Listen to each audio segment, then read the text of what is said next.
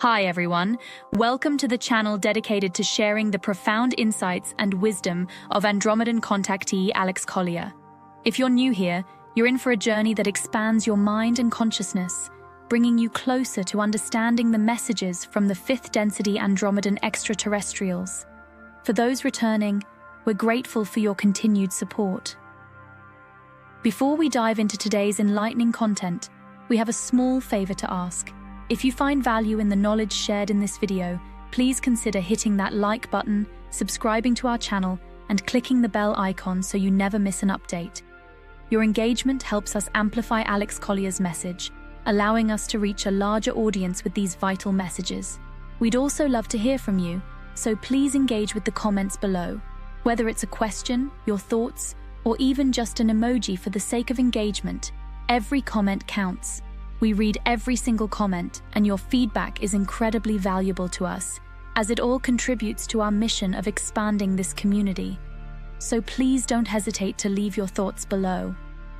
Additionally, if you'd like to support us further, consider giving a super thanks tip by clicking the heart with the $sign. This small gesture allows us to continue bringing you more of Alex's messages, unfiltered and directly from his lifelong experiences with the Andromedans. Today's video includes a compilation of several of the many important questions Alex Collier has received over the past few years, so please sit back, relax, and enjoy today's video.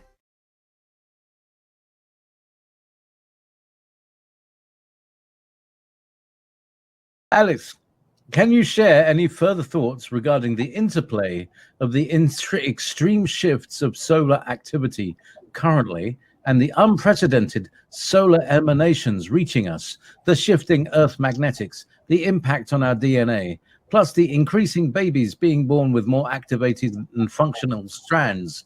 Is this all coming together as a foundational hallmark for the return of the Christ in the collective within the deserving masses? Any references from early untainted scriptures regarding this?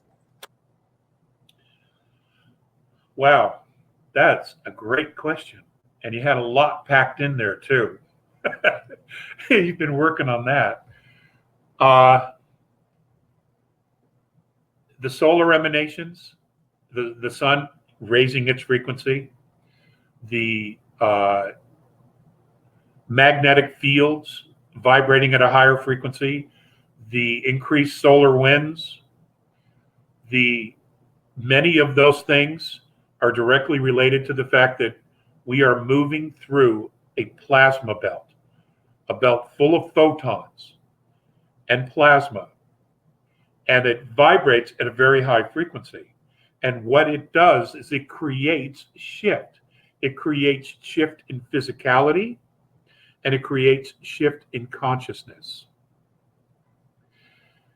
It's almost as if it's there for a very specific reason that, okay, you are going to go on this journey of self-discovery and creating your worst fears and your greatest joys in physicality.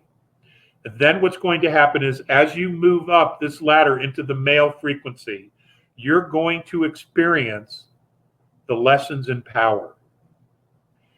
At some point, when those lessons have been reached, or there's an apex of becoming harmful or destroying yourself, what happens is then you begin to ascend into a feminine principle.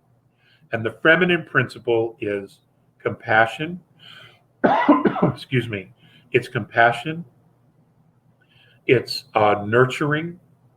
So we move from moving up the scale of acquiring power to now, okay, exercising power with neutrality, with nurturing, with compassion, and becoming a true leader.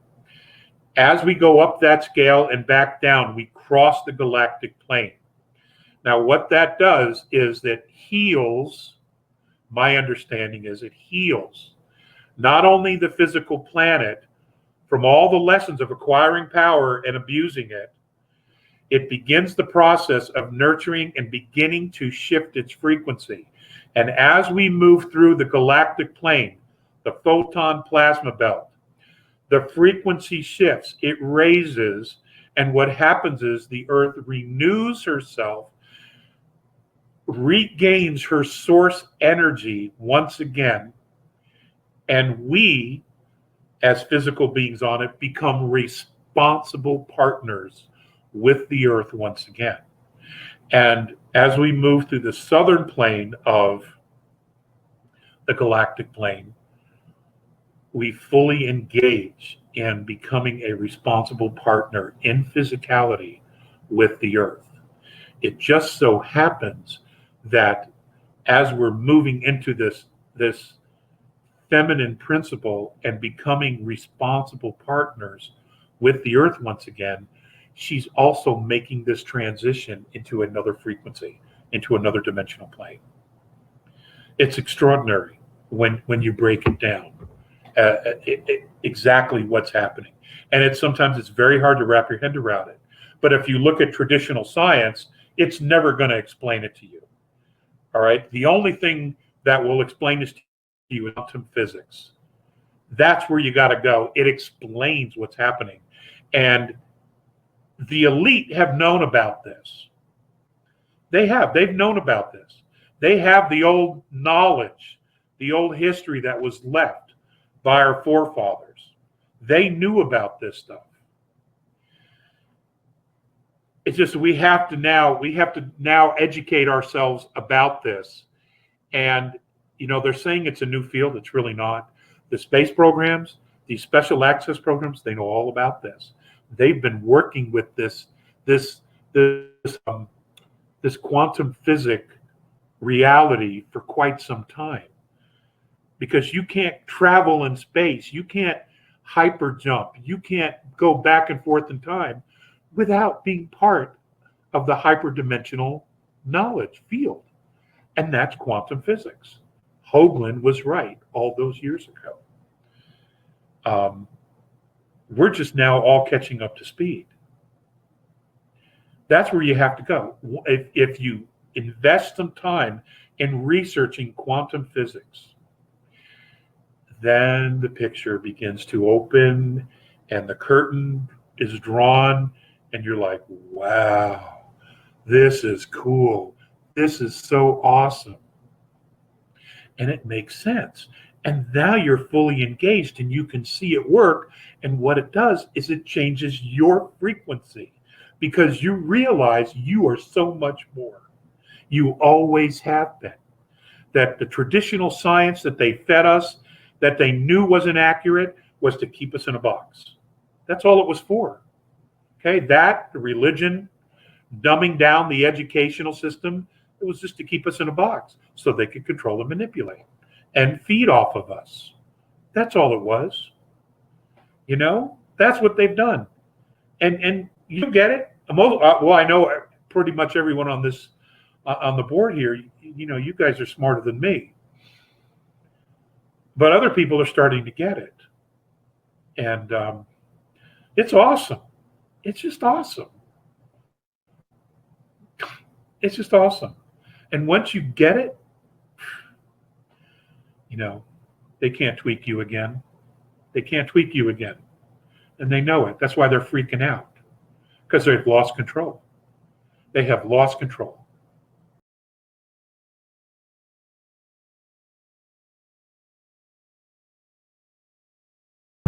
I'm really interested in how they are cloning people, especially people who may now be deceased. How long does the clone last for? Weeks, months, years? How much DNA do you need for cloning? A cell, a bunch of cells? Can a clone operate without a soul? What animates a clone? If a clone and its donor were to stand side by side, could you tell which was which? Wow. That's a webinar. That's an entire webinar. So let me just give you the bullets. Okay. Right now, I'll just give you the bullets. The full today, with the technology, the way it's grown today, it is my understanding that under 8 months, a full-grown clone can be grown. You need a cell, for the most part, to make an exact physical replica of a clone. The clones can last anywhere from a month to 3 months. A microprocessor is grown inside, where they are given through computer technology or laser technology memories of that specific clone, which means every single person that they clone has to be studied and observed for a great amount of time so that they can put those memories inside. The ears are never the same. Whether you grow 2 clones of the same person or 50, each of the ears are never the same on a clone. They're always different. That's one of the sure ways to know. 2, there are other behavioral issues that you will see, especially if you've known someone for an amount of time. For example, I think Biden's already been cloned. That's my personal opinion. I have no proof of that. Okay. A lot of people have said Hillary's been cloned. Okay. I don't know why they're saving hers. Clones. That's another issue. If you have clairvoyance, a clone will not have an aura, a physical spiritual aura. There is none. All you see is a slight little halo here, and that's because of the microprocessor in their head that's in operation. That's how you know. It's gotten very, very good, apparently. In the 70s, it wasn't nearly as good as it is now. That's the short version, the Cliff Notes for us who are vintage, know about Cliff Notes. That's the Cliff Notes version of clones today. They will not be making the jump because they don't have soul. Many attempts have been made to put a soul in a clone. With exceptions, it can't happen. It hasn't been successful. I do not know what the exceptions are. But if you were to ask about attachments, where a dark entity attaches to a soul and then essentially takes over that person, that's a whole nother conversation to have. That happens. That occurs at very, very high levels of world politics. Because some of the things that are done to humanity, only a non-human could do it. And one day, those things will come out. I talked about that kind of stuff, back in the early 90s, and I'm not revisiting that because of the trouble that it brought me and what it did to my relationships and my family and my working career. So we're not going there, so don't bother asking that of me. You can figure it out. There are a lot of researchers who have been talking about this, and there's a wealth of information out there. Most of it is on the money.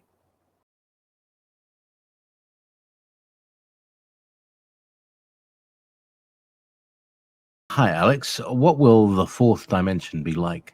How we will know when the Earth makes her transition to this dimension? Any idea what we can expect to experience in the transition? How will we know when we have gone to the 4th or 5th dimension?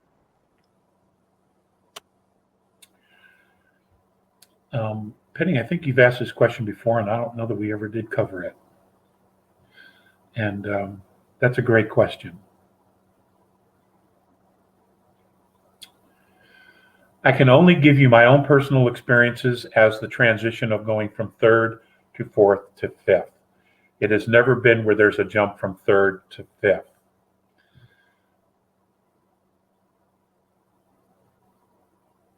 And that's why I wear the belt when I go into 5th.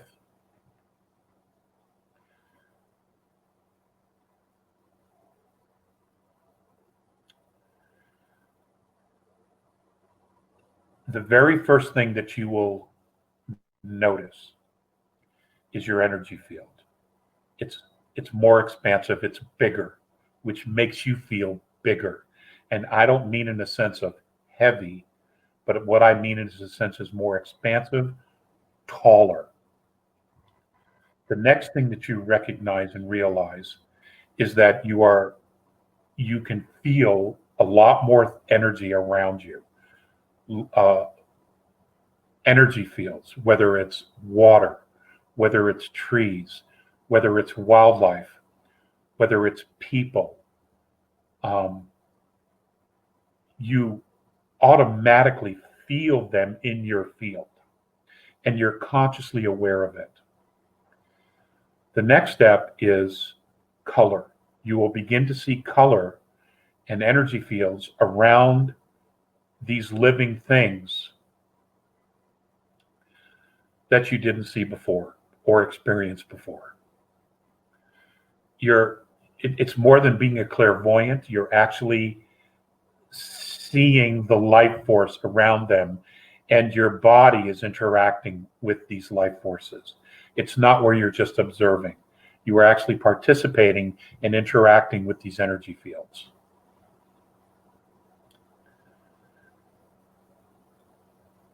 Those are the first real telltale signs. And it's consistent. The more time you spend in there, the stronger it gets.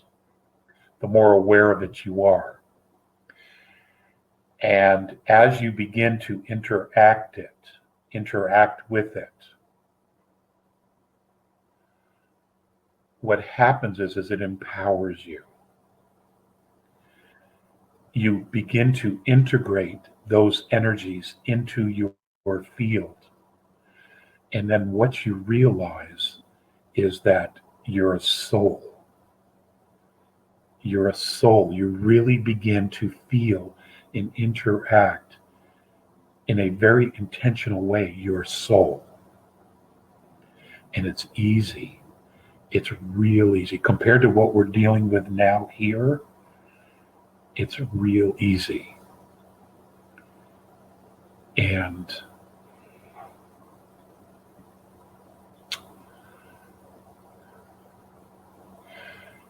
you begin to sing.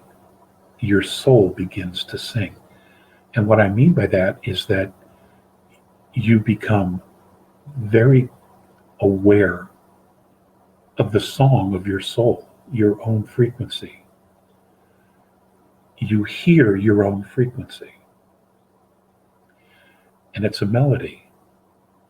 And it's your melody. No one else's. It's yours.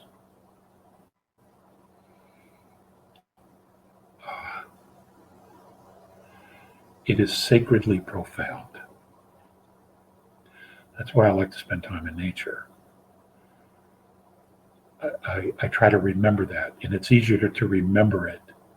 I don't always get there. A lot of times I don't get there. But it's easier for me to remember that in nature, just to chill, just to quiet myself, just to ground myself and just chill. Let survival go.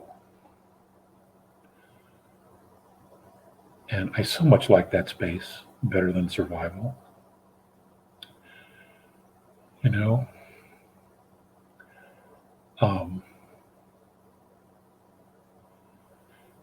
Because then I'm connected to source.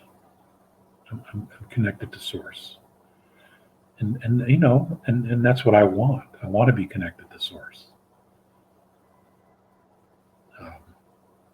I don't like feeling like an orphan down here. I just don't. And I like the idea of being free and feeling free. Because that's in truth, that's who we are. In truth, that's who we are. That's a great question. Thanks. I hope I answered it. Okay, JP. I just want to pick up on something that you said right at the beginning about that you feel other people's energy when you're close to them. Is this, do you think, perhaps one of the first symptoms that they are aware of and that we're being made to keep distant from each other? Yes. Do you think that might be part of it? They know what's happening. The dark side, they know what's happening. They know the frequency's changing. They know the human resonance is rising. They know our DNA is vibrating at a higher level, and that and many kids who aren't having near-death experiences, they're beginning to expand their DNA. They're beginning to add filaments and building that third strand of DNA. Even some adults, they know.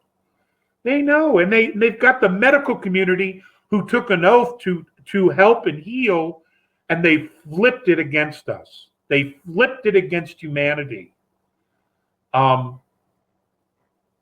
take us down, to imprison, to enslave us physically. That's the whole point of the transhumanism shift. Okay, they knew that wasn't going anywhere. There was no way they could sell that. So what did they do? They merged the medical community, the medical mafia, and the tech companies, and they merged it, and now they're going to do it through this scenario, COV_VID_1_9. Okay? That's what they're doing. That's what they're doing. It's so diabolical. I can't even express my anger about it, because they're not being honest about any of it. Okay, next question. So you're right, JP. You nailed it.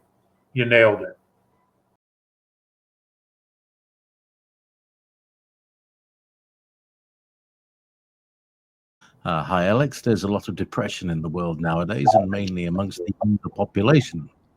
Is it to do with being unable to cope with rising frequencies or energies, or is it regressive technologies? And this is me. We were talking about this the other day. This sense of everything's a real effort. That's a really good question, Fred. That's another really good question. It could be my perspective is it's probably a combination of a lot of different things. One, let's just deal with the energy. It could very well be the energies and the frequencies. And when you're holding on to a lot of negativity, it's really hard to feel good about anything or to even recognize good in everything.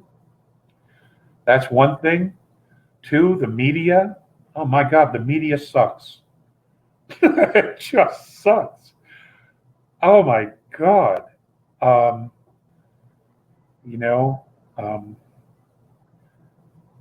So you got that whole scenario, which is all fear-based. Then you have the mask issue, and then you have people fighting with each other over wearing a mask, which every expert says doesn't work anyway, right? And you got people going to war with each other in grocery stores, on airplanes, and trains, in the Walmart. It's just parking lots. It's just stupid.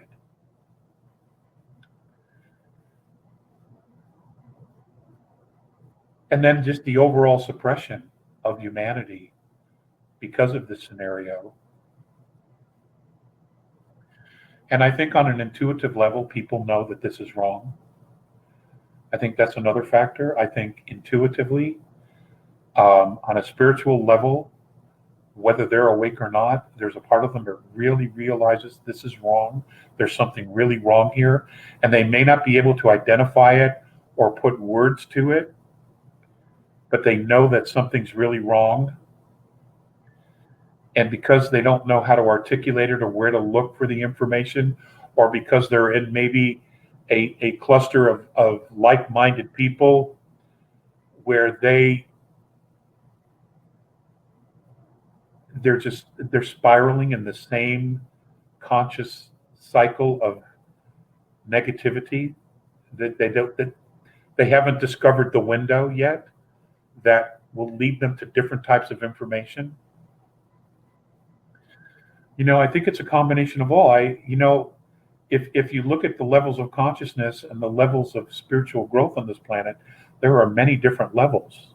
Some of us are here, some are in the middle, some are down here, just awakening, and then there's those who haven't figured it out yet.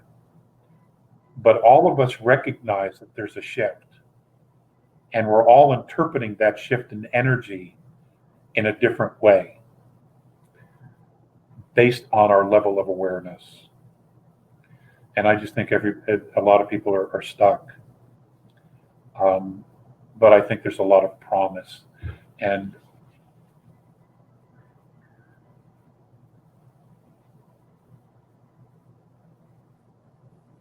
I think everyone, again, is trying to do the very best they can. Will everyone get there? I don't know. I simply don't know. So we'll see. We'll see what happens. Alex, for the past 10 days, I've been battling a nasty episode of depression. Will these prolonged low vibrational feelings affect ascension or upliftment? Is there any advice or philosophical nuggets of gold that Morene of Osiris gave you to deal with disappointment or when life gets overwhelming? Well, in truth, I've had a lot of that as well.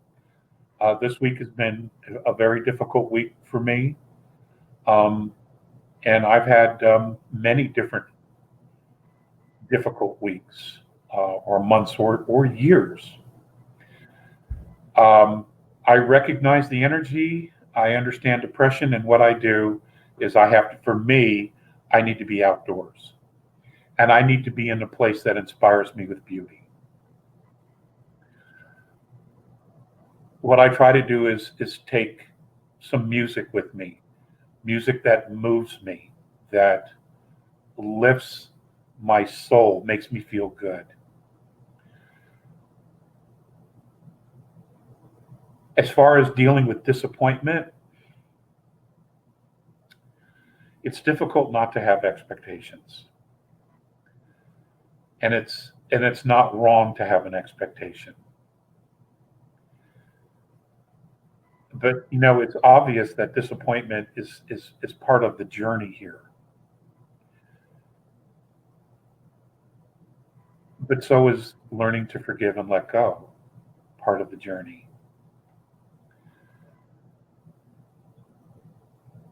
And forgiveness is not always about forgetting how we've been hurt or harmed. Sometimes it's simply just about seeing people for who they really are.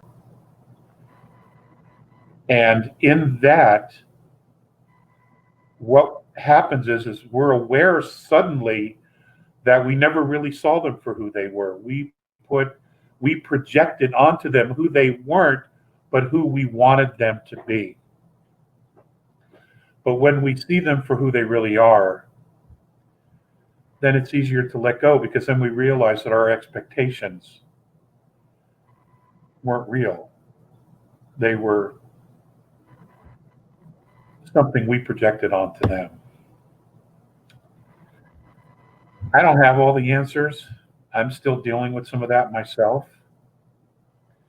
But I've figured out that much so far. And for those who I clearly see for who they really are, it's easier to let go. And I realize that my expectations weren't real. And so I've been able to move on. Thank you so much for watching today's video.